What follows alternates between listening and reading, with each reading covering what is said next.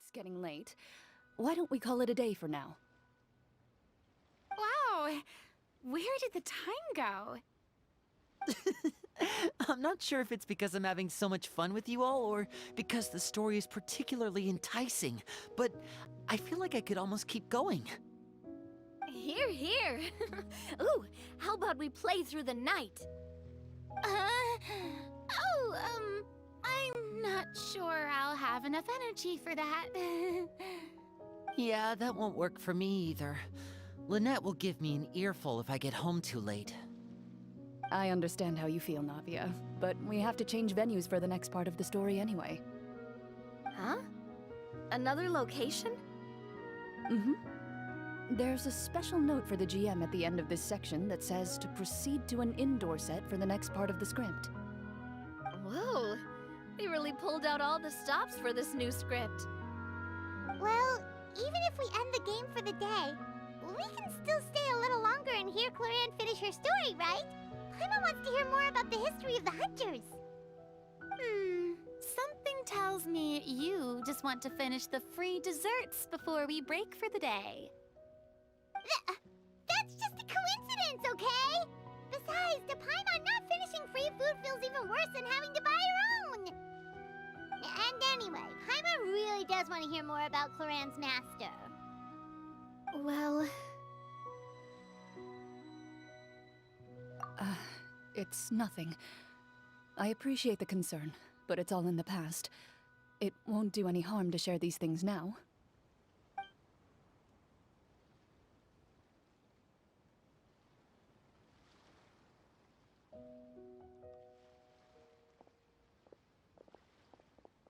My earliest memories are of living with Master.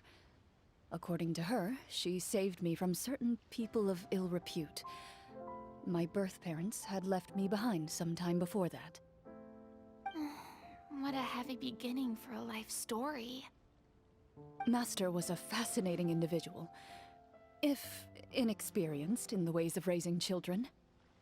My first ever toy was a short sword. Although I suppose it wasn't so much a toy as something Master removed from her waist and handed to a noisy child in need of distraction. Oh wait, so she handed an actual sword to a child? Isn't that dangerous? Did you hurt yourself? Of course I did. I cut my palm and bled quite a lot. But Master was not concerned. She just stood there and casually lectured me about it. "See, that's what you get for not holding the sword properly," she told me. She then crouched down next to me and said, "Give me your hand. I'll teach you to bandage this wound. After that, it's time to learn how to truly hold a blade." Excuse me for asking this, Clorinde, but how old were you exactly when all this happened? Probably around, 3, give or take. 3? Isn't that when most kids are still struggling to hold a fork? As I said, Master was rather inexperienced in the ways of raising children. She believed trial and error was the best way to teach a child what they're capable of. I'm not so sure this is a question of experience. I didn't see anything wrong with her ways at the time. And anyway, children don't get to choose how they're raised. Oh, she did bring me back a pet from Liyue once. It was a Geovishap hatchling. A Geovishap hatchling? For a pet? That seems even more dangerous. What she said was this: "Make sure to get along, you two. If you really can't agree on something, just settle it with a fight. Whoever loses is the real pet." And how old were you when this happened? 5. Well, did you win? No, I lost. So you're saying you actually became the Geovishap's pet? Yes, but only for a week. By the end of that week, I defeated it in combat, and we've shared a cordial relationship ever since. That really doesn't sound like the kind of childhood someone should have. Later on, I gradually understood that Master most likely didn't know any other way to raise a child. She was a Marachose hunter, but I never heard her bring up her own parents. Thanks to her, I learned how to navigate the forest by the age of 6, and could hunt monsters in the wild by myself the year after that. Even though the training she subjected me to was strict, she always made sure to take me traveling when she had the time. We met many of her friends during those days. That was also how I met Mr. Callis and his family. I still remember the first time we met. You were too scared to join our picnic and hid behind Ms. Petronia the whole time. I still hadn't really met many children my age at that time, so I didn't know how to interact with others. After that, though, you started coming over a lot. You loved challenging people to shooting competitions, remember? I don't think many members of the Spina ever beat you in one of those. I had a lot of fun during those days. I enjoyed them too. Oh, do you remember that one time we went exploring around the Spina together?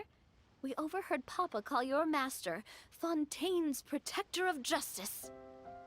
We tried to pretend like we never heard anything, but you nearly let it slip that one time. Protector of Justice.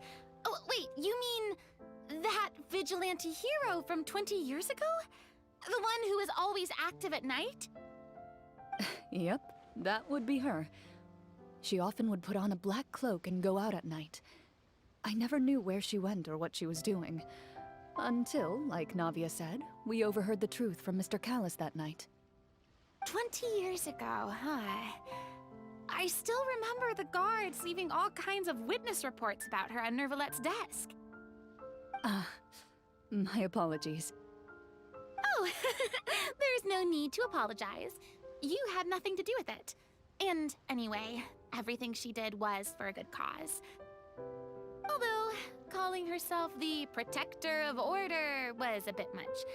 Especially when she deliberately operated outside the law. Huh? When did the Protector of Justice become the Protector of Order? Oh, she had a bunch of code names. I heard she would just come up with a name on the spot whenever she was asked. Later on, she probably got sick of answering those questions and decided to stick to just 2. The Protector of Justice and the Protector of Order. That sounds like her, all right. I bet she forgot which of the 2 she'd use by the time she got back each night. Well, she certainly sounds like a fascinating individual.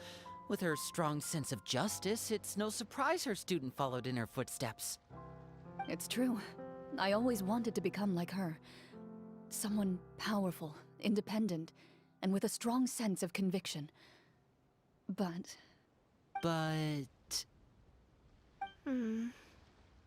She suddenly disappeared the night I turned 10 years old. Disappeared? What happened? I have no idea. She didn't even leave a note. I was never able to find out where she went. That night, I was celebrating my birthday at Navia's house, but Master never came to pick me up. When I returned home on my own, it was to an empty house. When she still didn't appear after a few days, I went to Mr. Callis's house to ask about her whereabouts, but he only shook his head. Papa probably didn't know either. I know he sent a few people to investigate the matter in secret, but they never found any credible leads. Don't worry, I understand.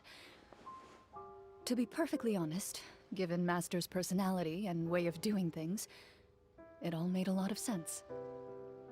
If I had to guess, I'd say she probably used it as an opportunity to force me to become independent. Just like how, when a litter of kittens reaches a certain age, the mother willingly leaves them behind. Were you upset, Clorinde? I was at first, but not anymore. I don't believe Master would suddenly disappear for no reason. There must have been something she just had to do. Well, despite everything, you still managed to follow in her footsteps and become the greatest champion duelist in all of Fontaine. You're practically a living symbol of law and justice. I suspect my position would be far too by the books for her. Master always did whatever she pleased. But You're right. I suppose I do take after her in some ways. Who knew Clorinde had such an interesting past? I never had the chance to ask her about it before. I wonder if Clorinde's master were the champion duelist back then. Would that duel against Mr. Callus have gone differently? Oh no. Judging by the atmosphere, Clorinde and Navia are probably thinking something similar. The mood just got super awkward all of a sudden. Well, anyway. Would you look at the time? It's getting dark, so we should probably call it a day for real this time. If we keep talking like this, we really will be here all night. I had a great time today, Miss Clorinde. Thank you for being our GM. Anytime. The script was good, but I've got to say, your childhood stories were even better. Hey, you should tell us more about that fight against the Geo-Bishop sometime. Maybe your master was onto something. You could be right. What does she mean, on to something? I certainly don't know any 5-year-olds who want to fight a bishop in their spare time. Guess I'll head back as well. I need to save my energy if I want to continue enjoying the story tomorrow. You're that excited to hear about my fight with the bishop? I was talking about the script